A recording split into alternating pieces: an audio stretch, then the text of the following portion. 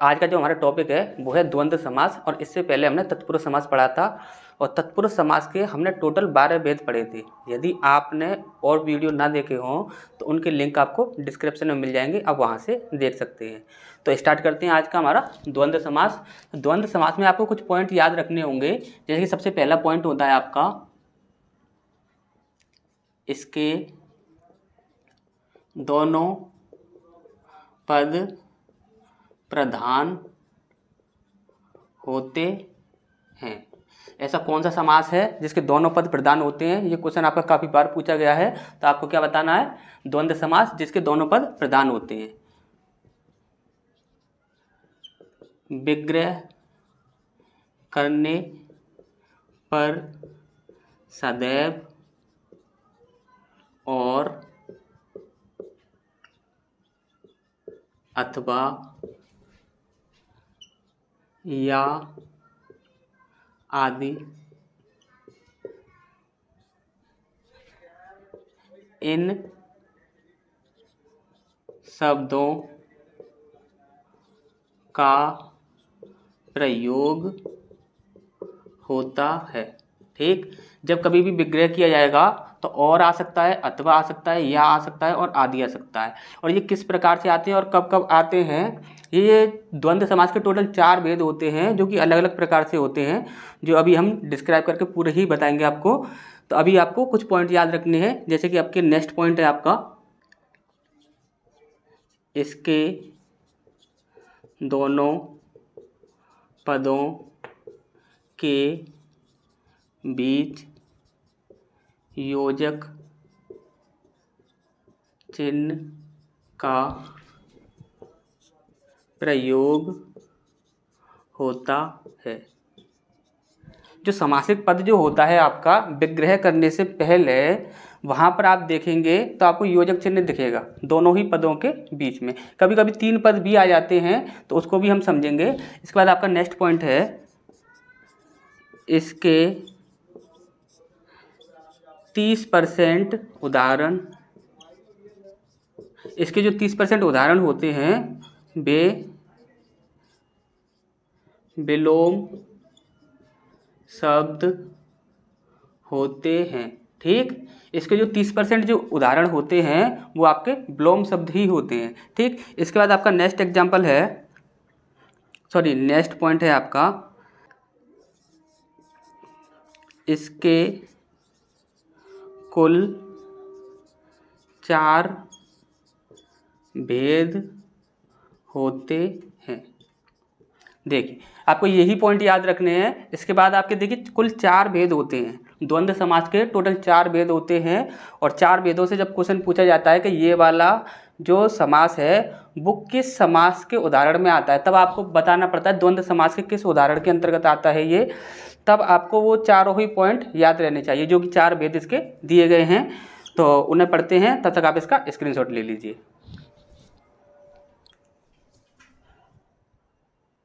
इसका सबसे पहला जो भेद होता है आपका वो रहता है आपका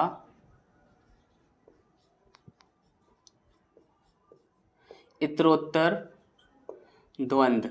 ठीक, इतरोत्तर द्वंद्व में क्या होता है कि इसमें और का प्रयोग किया जाता है, और का प्रयोग किया जाता है और इसमें समान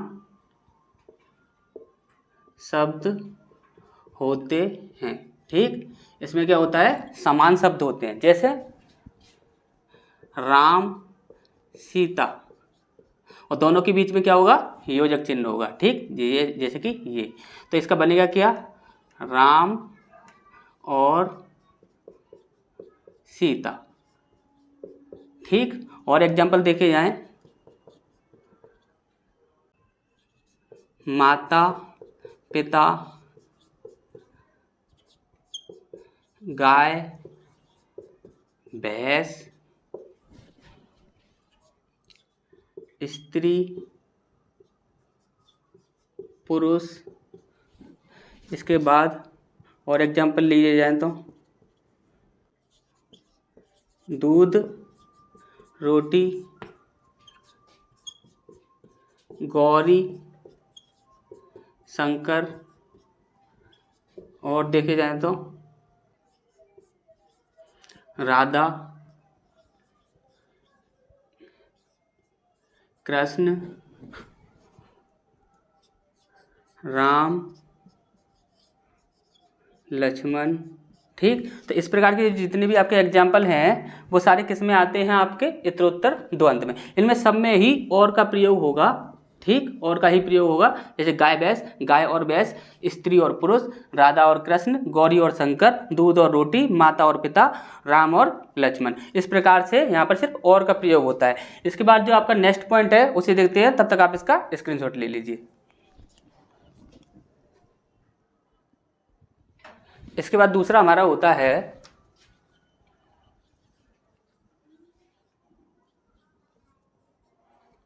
वैकल्पिक द्वंद्व।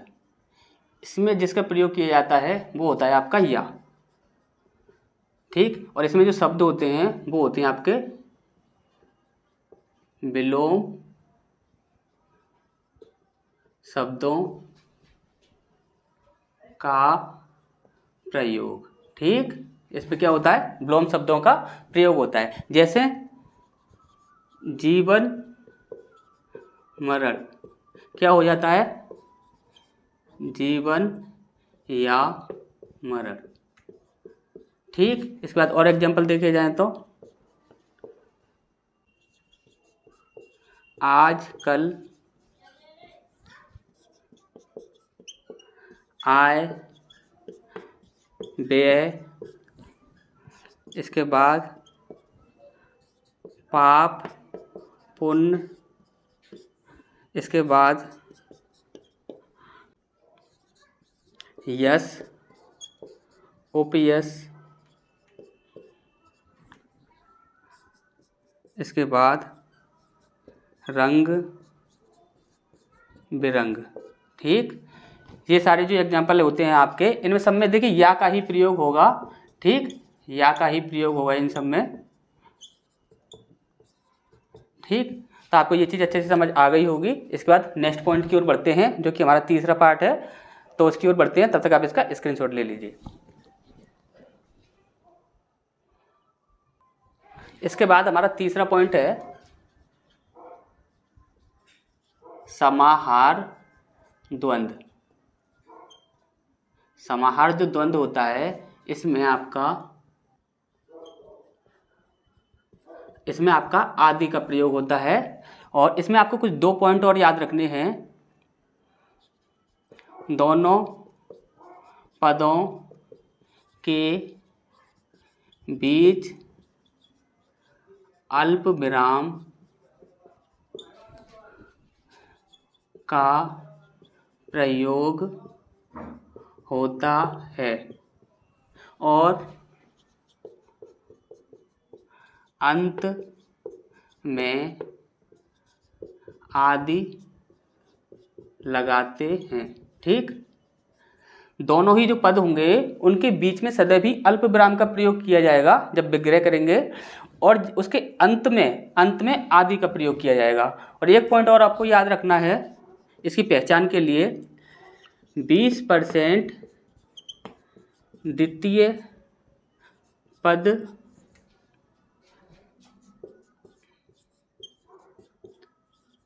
निरर्थक शब्द होते हैं। इसमें जो भी शब्द होते हैं उसमें देखिए दो पद होते हैं, और दोनों पदों में से 20% शब्द ऐसे होते हैं जिसमें कि द्वितीय पद जो होता है उसमें द्वितीय पद निरर्थक होता है। ठीक, तो इसे एग्जाम्पल से समझते हैं। जैसे सबसे पहला हमारा एग्जाम्पल है बहू बेटी। तो इसका हो जाएगा आपका बहू बेटी आदि।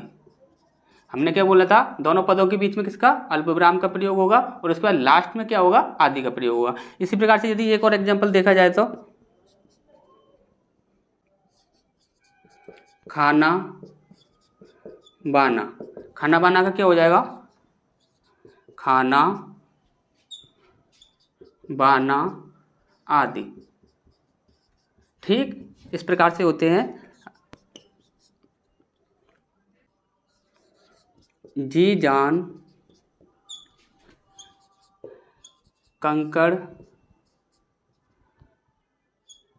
पत्थर, भूत प्रेत,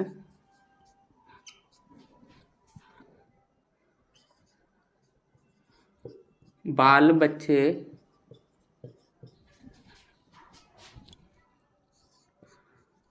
फल फूल,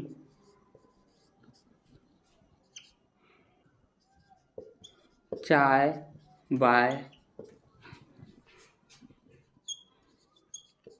आस पास।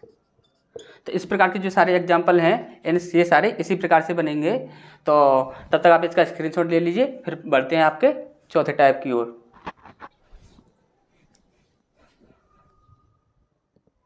इसके बाद हमारा जो चौथा पॉइंट है, संख्यावाची द्वंद्व।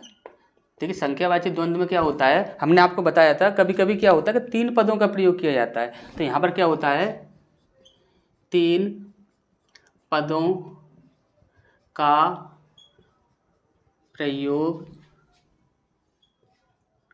होता है। ठीक, और इसके बाद इसमें आपको 2 पॉइंट याद रखने हैं। सबसे पहला पॉइंट है हमारा